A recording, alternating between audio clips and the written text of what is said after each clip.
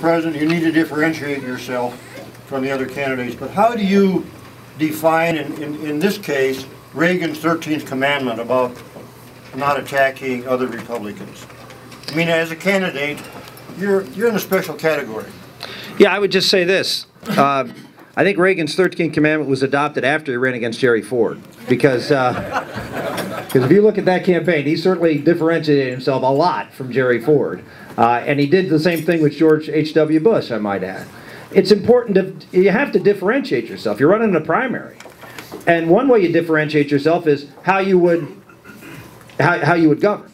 And certainly all the plans that you lay out, but you have to draw distinctions between your plan and the other plans that are out there.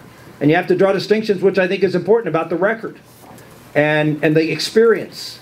All of those things are important to draw contrast. But as you heard me talk about, I stay focused on the fundamental difference and the importance of this election.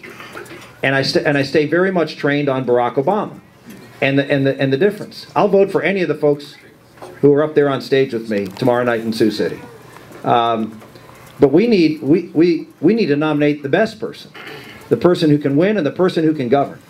And in that respect, having a discussion about how we differ on the issues. And I think if you look at the debates, you look at the debate here in Des Moines, I think most people would say, yeah, I drew some contrast, but I did so respectfully. I gave credit to people, and then I said, well, here's where we agree and here's where we differ. And I think that's exactly the way we should go about it, which is to be respectful, but to point out important differences between the candidates.